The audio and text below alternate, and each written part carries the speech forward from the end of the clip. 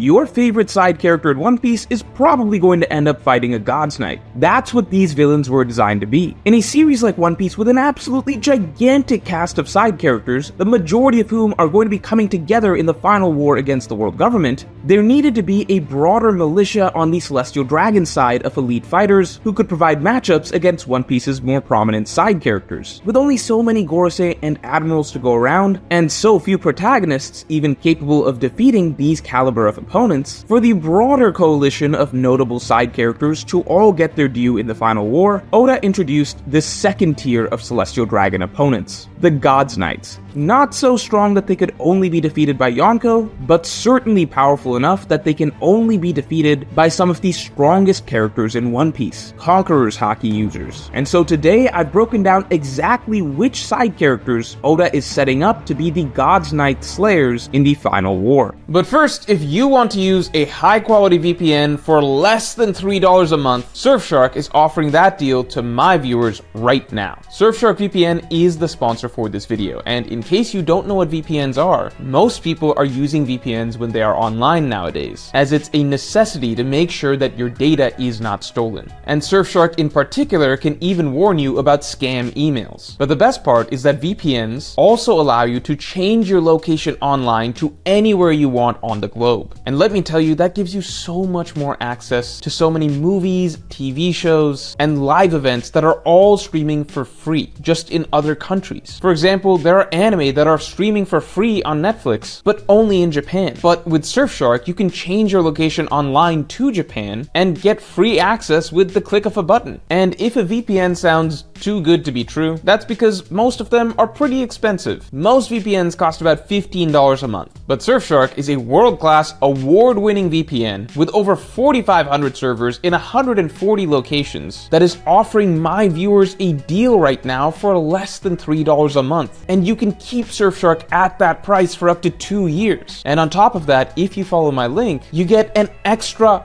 4 months free of Surfshark VPN. All you have to do is go to surfshark.com/Morge or use code Morge at checkout to get your Surfshark deal today for less than $3 a month and 4 extra months free. Just follow the link or you can scan the QR code below. If we look at the full scope of the final war, the God's Knights were invented to solve a problem. The quote-unquote good guys side is absolutely gigantic at this point, with the Straw Hats, the Revolutionaries, the Red-Haired Pirates, countless powerful allied nations between Elbaf, Wano, Amazon, Lily, Zoe, and so on, and plenty of independent allied forces. And on the flip side, between the Gorosei and the admirals that will remain villains in the final war, such as obviously Green Bull and presumably Akainu and Kizaru, there are certainly enough fighters on the world government side for the strongest side characters in One Piece to get fights. However, there still remains a fairly large faction of significant side characters in One Piece who are strong and important enough that they probably should get a fight, but who wouldn't make sense being able to defeat a Gorosei or an Admiral. And as we've seen in the final battles of Dressrosa and Wano, Oda is very committed to making sure as many major side characters as possible get significant fights. And so that is where the God's Knights come in. That is what they were written to be. The necessary set of second-tier opponents of the world government side.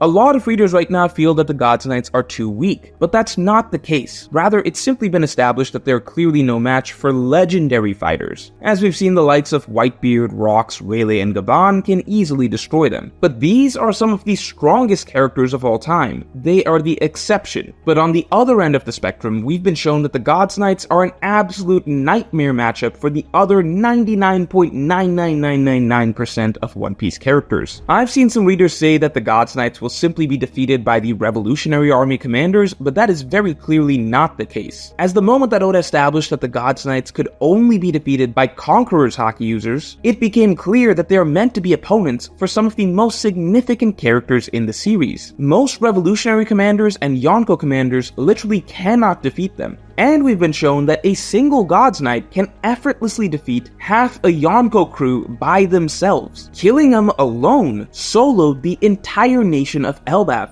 and is able to instantly create an army that is far stronger than the entire Gifter army that Kaido spent decades building. And even characters like Sommers are clearly at least as strong as Yonko commanders. And to top it all off, they have absolutely broken regeneration, such that their only weakness seems to be Conqueror's Haki users, who have also mastered how to use Conqueror's Haki coding in combat. All of this together means that the profile of characters who can actually defeat God's Knights is actually very narrow. It is only characters who are at least comparable to Yonko First Mates and who can also use advanced Conqueror's Haki coding. So on the one hand, it's true. The God's Knights aren't really the Celestial Dragon's top fighters, they are the next step down, meaning the Holy Roppo moniker fits them very well. They are the equivalent of the Tobi Roppo in the Final War. It's just that the scale of the Final War is so grand that the scaled up version of the Tobi Roppo, by Final War standards, are still extraordinarily powerful in the grand scheme of things. And so to determine who will be fighting the God's Knights just by simple order of elimination, a very clear group of characters on the protagonist side quickly stands out.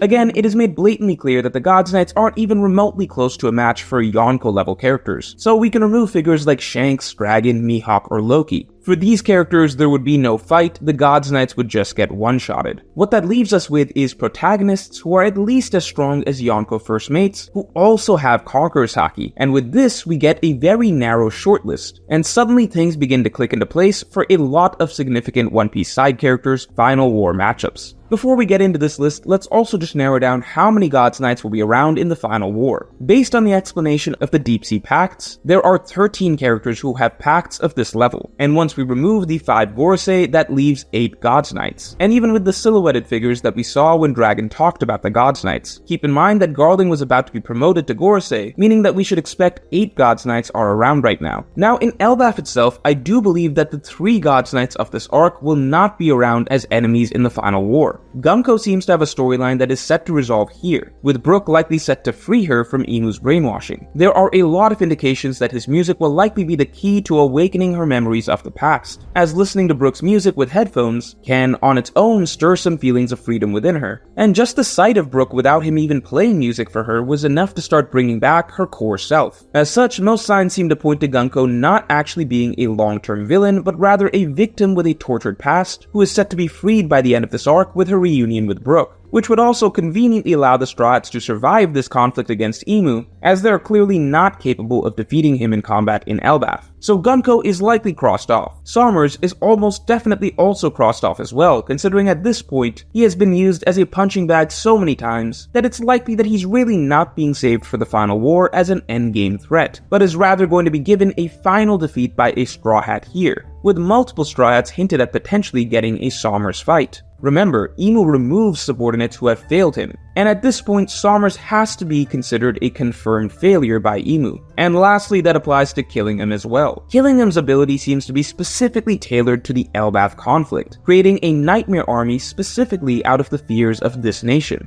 I don't think we're going to be seeing this whole nightmare army scenario happen again in the Final War, as Oda has gone out of his way to set up a lot of other forces for the world government to have in the Final War. Killingham's entire scenario here seems to be written specifically to create a conflict for Elbaf, and his ability is arguably too broken for it to be reused again next arc, making another matchup in the Final War unlikely. That leaves 5 God's Knights in the Final War, and I would also add that Shamrock likely doesn't fall into the same category as the other God's Knights, as he is Shanks' identical twin. Right off the bat, that suggests that he is a powerful Conqueror's Haki user, and in general, his elevated significance in the story suggests that he may be well above the other God's Knights. Shamrock is an opponent who Oda may be saving for a genuinely top-tier protagonist. So looking at our remaining mysterious squad of 4 God's Knights that will feature in the Final War, opponents who are essentially fitting for heroes who are at least Yonko First Mate level, who also have Conqueror's Haki, who then clearly stands out as perfect options.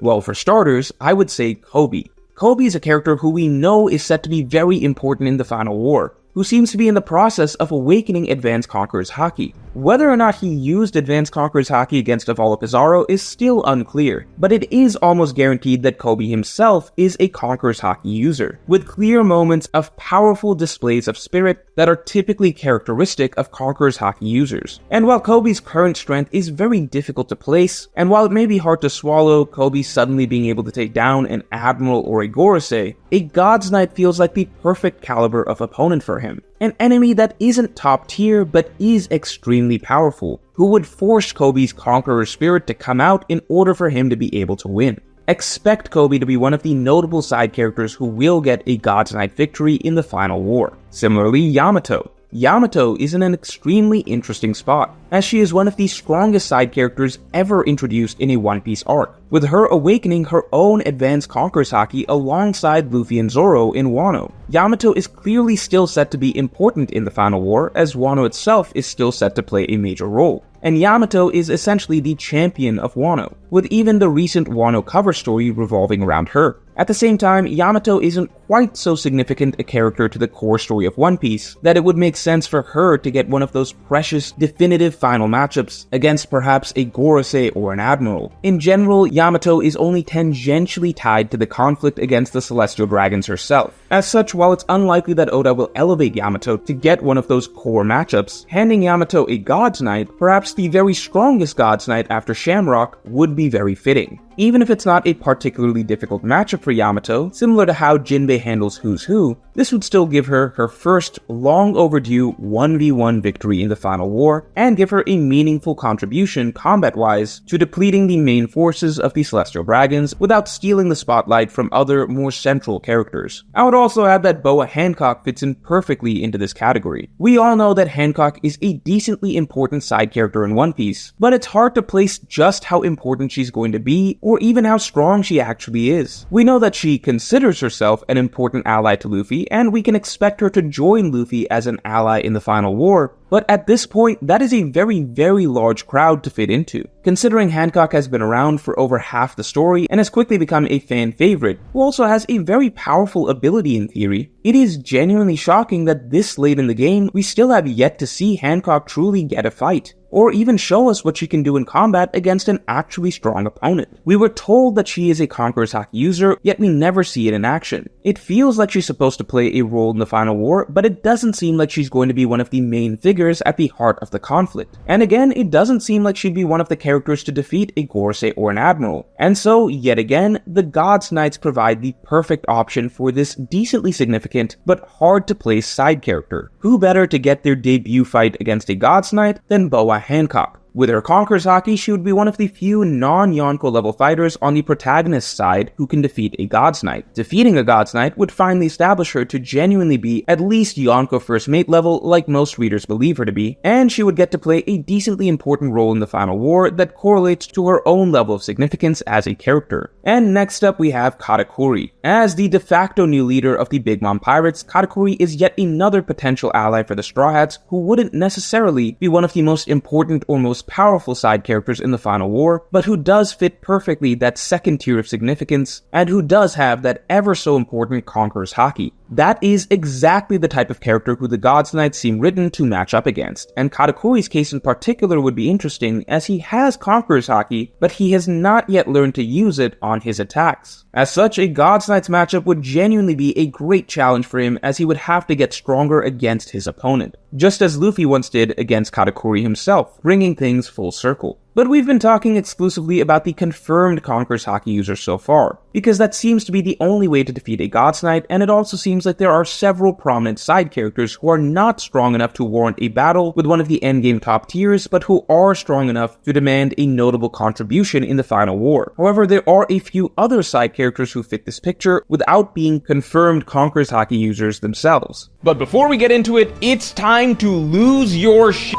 because we are doing a huge holiday sale where you can buy 2 posters and get 4 free. That's right, buy 2, get any 4 free. And we mean any 4 because for this December only, we are bringing back all our poster collections. All the island posters, all the ships posters, and of course all our boss posters. And we even have new posters for these collections. Maxim, the Sea Train, Ace's Ship Striker, Garling, Shamrock, and for December only, we have the Skypiea version of Going Merry and Dami Reversi Rocks. Just mix and match any posters you like from across all collections, and the huge discount will be automatically applied at checkout. After this December, the whole deal goes away, along with the Going Merry and Rocks. Lastly, congratulations to Just.MeJ3Z for winning an entire collection for free as part of our One Dream Studio Instagram giveaway. You can follow our Instagram page to automatically be entered into future giveaways. To begin with, we have Law. Law has of course become a majorly important character in One Piece. He's debatably no longer even a side character. He has been significantly more important than most of the Straw Hats since the time skip. The only problem for Law in the grand scheme of things is that he is just hard capped in terms of what he can do in fights, as he relies pretty much entirely on his Devil Fruit in battle, and he has already awakened his fruit. It's pretty clear that he just doesn't have a shot at defeating Admiral or Gorosei level characters one-on-one in the final war. However, a God's Knight could be on the table, because while Law is not a Conqueror's Haki user, he has the one fruit that is so absurdly versatile that he may be able to deal with a God's Knight regardless. For example, it seemed impossible to damage Big Mom without advanced Conqueror's Haki coding, but Law's awakened abilities were able to bypass that and damage her regardless. Now obviously regeneration is a different beast to deal with, but we don't know the limits of Law's fruit yet. The Operation Fruit being able to stop the healing of a wound would not be out of the question. And if we want to get particularly speculative, it's more likely than not that Inu's own immortality stems from the Ope Ope no Mi. It's been practically spelled out for us that this is the case, suggesting that the regeneration that Inu grants to his subordinates is simply him granting a portion of his immortality to his subordinates, as I elaborate on in greater detail in this video. As such, Law's fruit being the source of the God's Knight's regenerative abilities may mean that he may be able to counter their powers even without having Conqueror's Haki himself. If I were to say that one of the previous candidates for defeating a God's Knight would be swapped out for Law, I would probably guess Katakuri, simply because he's not been as relevant in recent times as the others. But in actuality, I wouldn't be surprised if we get some new God's Knights added to the Celestial Dragon's ranks to replace the ones we will lose in Elbaf. That's already what happened with the Gorosei after Saturn was removed in Egghead. And on top of that, we saw that the God's Knights were actively trying to recruit more members at the start of Elbaf. I elaborated in greater detail in this video, but I wouldn't be surprised if we do have some new God's Knights in the final war, potentially some that aren't even Celestial Dragons themselves. If that is the case, then the door definitely opens for there to be more side characters to get matchups against God's Knights. And that brings us to Crocodile. This is a particularly speculative option, as Crocodile, last we saw, doesn't have Conqueror's Haki. However, Crocodile's writing in general does seem to be typical of a character who would potentially be a Conqueror's Haki user, and Crocodile has recently become by far one of the most important characters in One Piece as the true mastermind running Cross Guild. If Crocodile is set to get a redemption arc where he gets to have a meaningful contribution in the final fight against the world government, which he of course has always hated, then for a character of his tier of significance and his tier of strength, being a God's Knight would be perfect. All that's missing is to see if Oda gives him that special ingredient of Conqueror's Haki. And finally we have Sabo. Now this is a character who most certainly does not have Conqueror's Haki and has never ever been written to have the character traits of a Conqueror's Haki user. So Sabo defeating a God's Knight seems unlikely. I've also personally felt it's more likely that Sabo ends up fighting an Admiral than anything else. However, if Oda is unwilling to give Sabo an Admiral in the end, then it's possible that Oda could find a way for Sabo to defeat a God's Knight just through the sheer overwhelming damage output of the Mera Mera no Mi.